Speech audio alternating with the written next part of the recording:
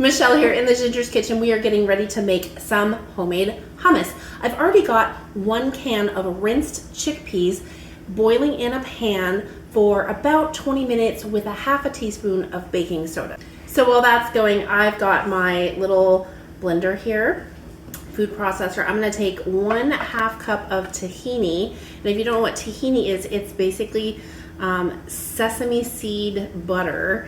It's pureed, it's got all the natural oils in there, and these are roasted. This is not homemade, but I do have a recipe on how to do that if you're interested. Okay, so I have that, and then I have 2 cloves of roughly chopped garlic. I only chopped them up to give them a little head start in the processor. I have some sea salt here, and then I have a 1/4 cup of lemon juice.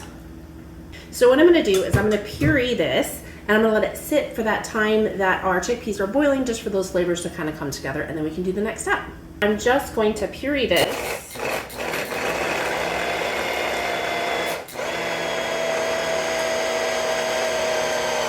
And that's it. I'm gonna let it sit until our chickpeas are done. We're gonna rinse those in cold water for about 60 seconds. There's no need to take the hulls off for this recipe. If you happen to be using fresh cooked chickpeas, you need about 1.5 cups.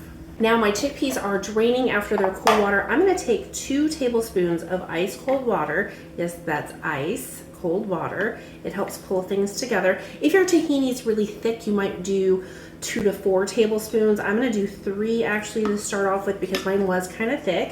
Okay, I'm gonna put my lid back on there, puree it for just a few seconds, and I'm gonna add my chickpeas.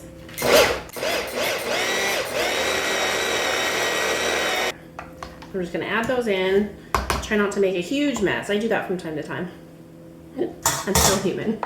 We're gonna puree this until it's smooth. I'm gonna check my consistency. Then I'm gonna add in my cumin and check my salt content.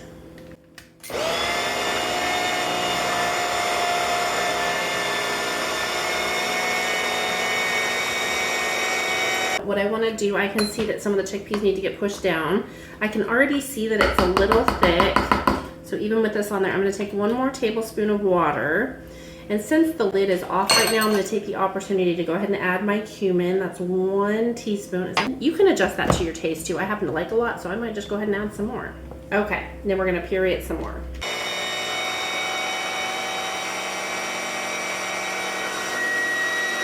So next I want to grab a clean spoon and just give it a little taste. And I'm checking my taste for both salt and the cumin and the lemon.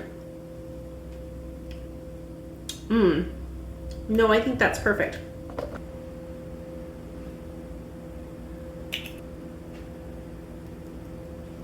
And that's it. It's so done and delicious, ready to go. Now, if you're not sure what to do with hummus, you can serve it with a flatbread like I've made in my previous video. You can dip vegetables in it. You can even use it in like a chicken dish. I've had hummus and lamb, like roasted lamb, and that was the whole dish. It was like grilled onions and lamb and hummus, so delicious. I'm gonna go ahead and taste this with my flatbread. It's gonna be really delicious, I'm sure. You can also put some fresh chopped parsley on this, whatever you want to top it with. Some people use roasted bell peppers or sun-dried tomatoes. This is such a delicious snack all by itself. Is there something you'd like to learn how to make? Tell me what it is down below in the comments. Thanks for watching and have a delicious day.